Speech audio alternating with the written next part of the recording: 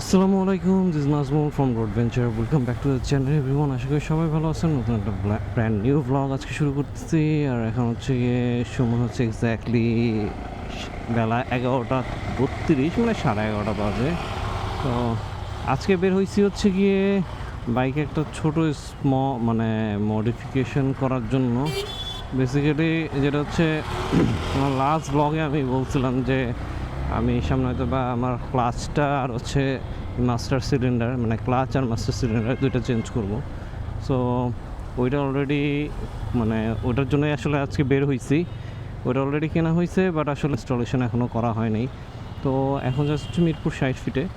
So ওইখান থেকে আমার প্রোডাক্টটাকে রিসিভ করে তারপর হচ্ছে ইনস্টল করব। প্লাস আমার বাইকের হর্নটা আবার নষ্ট হয়েছে।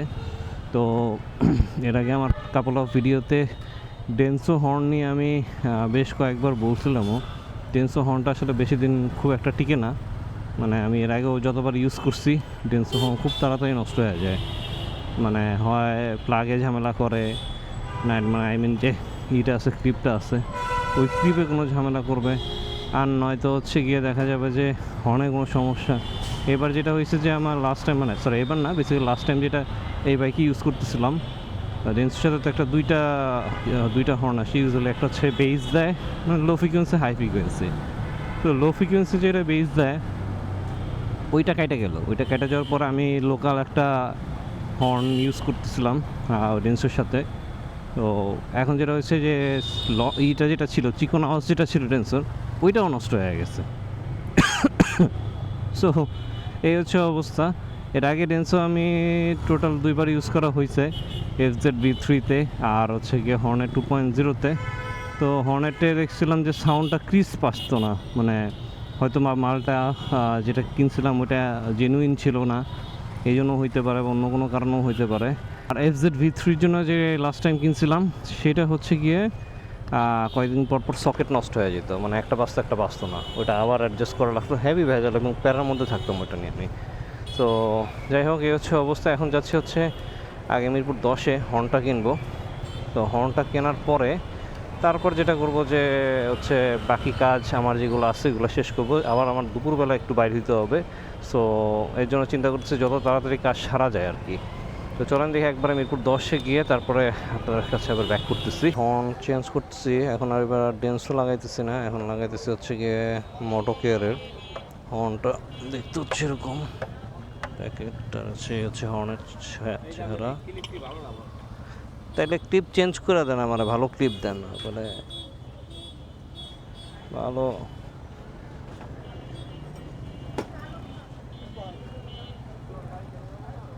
তো এখন দিয়ে এখান থেকে হর্নটা সেট আপ করে নিয়ে যায়, তারপর চলে যাবে একবারে 60 ফিটে। আর এখন হচ্ছে 12টা প্রায়। তো এখানে কাজ শেষ করে আমাকে আবার আসতে হবে মিরপুরে 12 নম্বরে, কারণ আবার হচ্ছে বাইক নিয়ে বেরোতে হবে। বাইকের অবস্থা খারাপ মোটামুটি, টায়ার দেখে বুঝতেছেন। আর বাইকে কে যেন এখানে আবার একটা ঘষা খাওয়াই দিয়েছে মনে হয়। অফিসে বাইক নিচে রাখতে গেলে এই ক্যাচালটা হয়, আমি না থাকলেও কেউ না কেউ এসে বাইকে ঘষা মশা খাওয়াই দিবেই। Okay, seems fine. Horn set up করার পরে এই হর্নের যে সাউন্ডটা, আর আমি প্রিভিয়াসলি ডেন্সো ইউজ করছি তো এরকম, এই জন্য আমার এটা মনে হতে পারে সাউন্ডটা ডেন্সোর চাইতে একটু কম। Denso felt bit aggressive, but তারপরও যেটা হচ্ছে ডেন্সো আমার যতবারই নিচ্ছি কোনো না কোনো সময় ঝামেলা করছেই। মানে ক্লিপে ঝামেলা করে, ক্লিপ নষ্ট হয়ে যায়, ক্লিপ 2 দিন পর পর চেঞ্জ করা লাগে। ডেন্সো যে পরিমাণ বেস জেনারেট করে ওই পরিমাণ হয়তো বা ওই ক্লিপই নিতে পারে না, কয়েকদিন পর পর ক্লিপ লুজ আর উঠ হয়ে যায়। এখন জানি না, এখন এইটাতে 6 মাস গ্যারান্টি যেটাই বলেন সেটা আছে, কোনো ঝামেলা হলে রিপ্লেস করে দিবে। তো লেটস সি এখন এটা কয়দিন যায়। সব মিলায় এটা ইনস্টল করতে লাগলো অ্যারাউন্ড 1200 টাকার মতো লাগছে, মানে ক্লিপ সহ। এটার সাথে ক্লিপ যেটা ছিল অরিজিনাল একটা ক্লিপ না সরি, যেটা বলে ইনস্টলেশন সহ আমার সব মিলায় 1200 দেওয়া লাগছে আর কি। 1200 না, 1100 পড়ছে, ভুল বললাম, 1100 টাকা পড়ছে আর কি। তো এখন দেখি, এখন আমার আরেকটা যে কাজ আছে, সো ওইটা কমপ্লিট করতে হবে। ওইটা কমপ্লিট করতে একটু সময় লাগবে আই গেস, কারণ যেহেতু ক্লাচ আর ব্রেকের কাজ আছে। সো এটা ইনস্টল করতে একটু সময় লাগবে। আর এই গাড়ির পিছনে আমি পড়ে গেছি।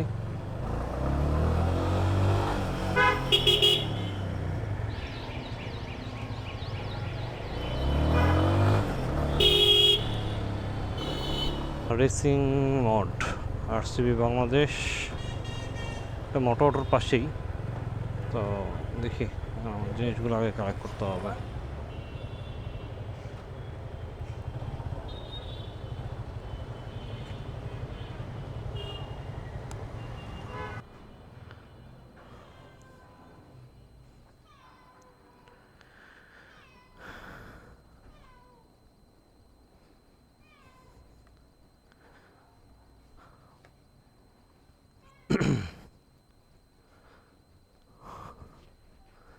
কেউ আছে নাকি?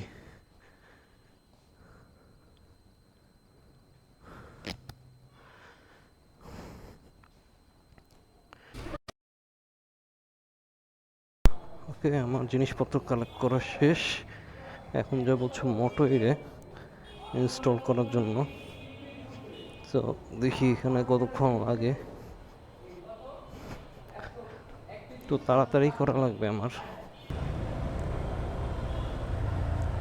যাই হোক, আমার হচ্ছে E2+ কম্বোটা নেওয়া হয়ে গেছে। E2+ ক্লাচ আর হচ্ছে গিয়ে মাস্টার সিলিন্ডার দুইটাই নিছি। আর হচ্ছে লিকুইমনির একটা DOT certified break fluid. So এইটা নেওয়া হয়েছে। এখন দেখি মোটো 8টা কোন জায়গায়। মোটো 8 সামনে মনে হয়। আসসালামু ভাইয়া, ওই আমাকে রেসিং মোড থেকে পাঠাইছে আর কি, ওই আরসিবি E2 ক্লাচ আর হচ্ছে E2+ আর কি, আর হচ্ছে মাস্টার সিলিন্ডারটা ইনস্টল করতে হবে।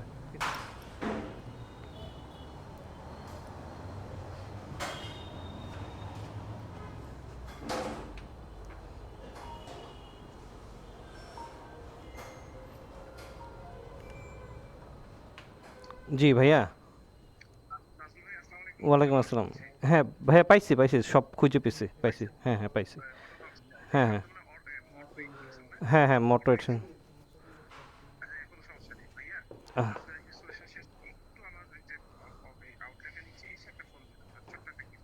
আচ্ছা ঠিক আছে ভাই, আমি আসতেছি। জি। ও আচ্ছা আচ্ছা, সমস্যা নাই, আমি আসতেছি ভাই শেষ হলে।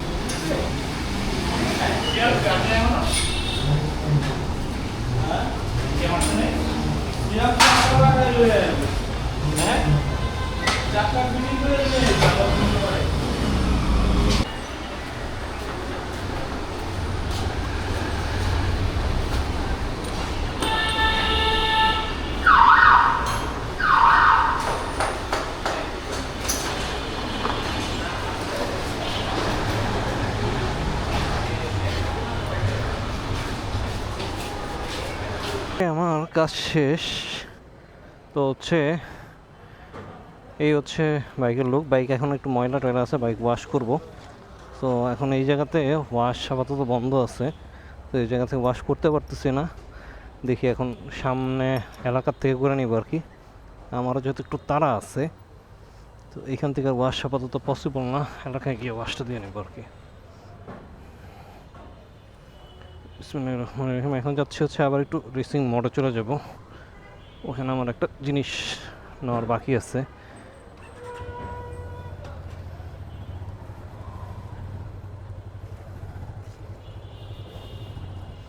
ক্লাচ অনেক লাইট ভাইয়া।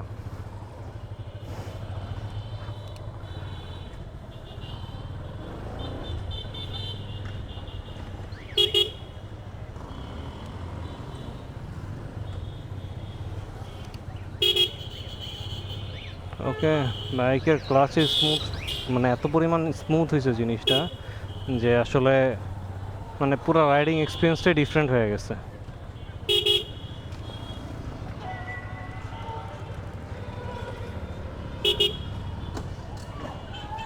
আল্লাহ,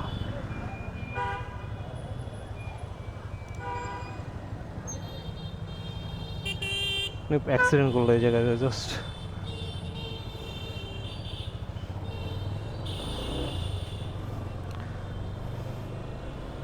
জাস্ট একটা ছোটোখাটো অ্যাক্সিডেন্ট হয়েছে।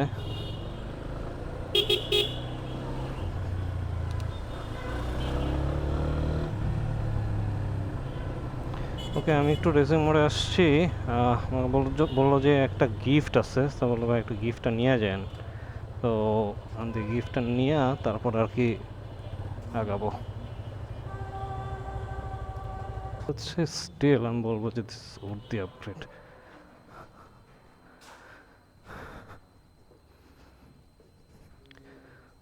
ভাইয়া এই তো ডান, জিনিস এক্সিলেন্ট।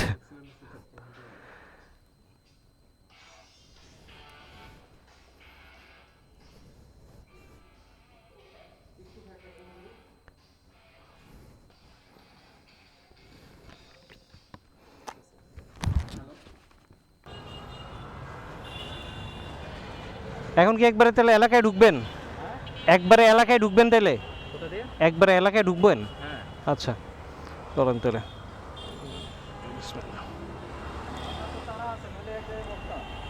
আমি আবার ওই যে 3টার দিকে বাইর হবো।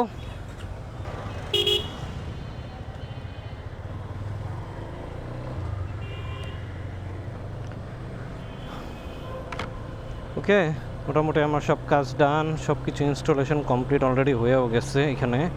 তো যেটা হচ্ছে গিয়ে বাইকের ইমপ্রেশন যদি বলি, বাইকে ওঠার পরে এখন সব কিছু একটু ছোটো ছোটো মনে হইতেছে এটা ইনস্টল করার পরে। মানে পুরা জিনিসটা দেখতেও জোস লাগছে, বিশেষ করে মাস্টার সিলিন্ডারটা দেখতে আসলেই জোস। আর ক্লাচের কথা যদি বলি, ক্লাচ ফিলস লাইক আমি স্লিপার ক্লাচ চালাইতেছি, আসলে স্লিপার ক্লাচের মতোই মনে হইতেছে।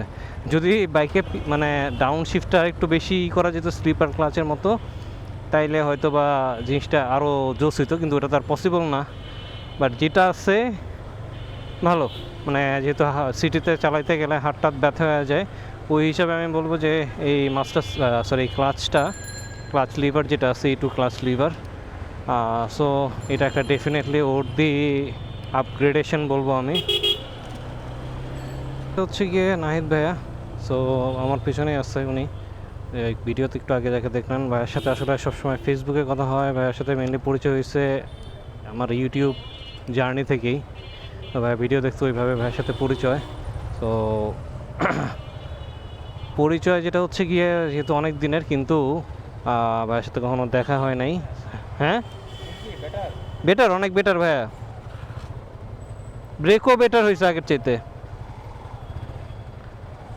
তো নাহিদ ভাইয়ের কথা যেটা বলতেছিলাম, তো ভাইয়ের সাথে আসলে পরিচয় অনেক দিনের, কিন্তু মানে ভাইয়া কী বলবো যে ভাইয়ের সাথে আসলে সামনাসামনি কখনো দেখা হয় নাই। তো আজকে ভাইয়ের সাথে ফার্স্ট দেখা হইলো। মোটামুটি আপনাদের সাথে আজকে আমার এই আরসিবি ইনস্টল করার জার্নি এবং টুকিটাকি এক্সপিরিয়েন্স শেয়ার করলাম। একটা প্রবলেম এখন পর্যন্ত পাইছি, যেটা হচ্ছে গিয়ে গিয়ার একটু হার্ড হয়ে গেছে।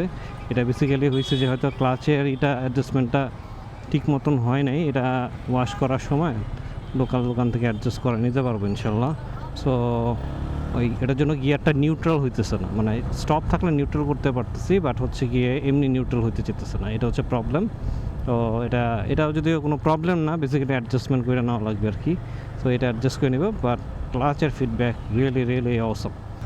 ওকে, ভিডিওটা আজকে এখানেই শেষ করে ভিডিওটা এক্সটেন্ড করবো না। আশা করি এই ভিডিওটা ভালো লাগছে। আর ভিডিও যদি ভালো লাগে তাহলে প্লিজ একটা লাইক দিবেন, আর আমার চ্যানেলে যারা নতুন তারা প্লিজ সাবস্ক্রাইব করবেন এবং বেল আইকনে প্রেস করে রাখবেন, সো দ্যাট পরবর্তীতে নতুন কোনো নোটিফিকেশান আসলে বা আমি কোনো পোস্ট করলে সেটা যেন মিস আউট না করেন। উইথ দ্যাট সেড বিদায় নিচ্ছি এখান থেকেই। ইনশাল্লাহ পরবর্তীতে নতুন কোনো একটা ব্লগে দেখা হবে, নতুন কোনো একটা লোকেশনে, নতুন কোনো একটা টপিক নিয়ে। সবাই ভালো থাকেন, সুস্থ থাকেন, আল্লাহ হাফেজ, অ্যান্ড প্লিজ রাইড সেফ।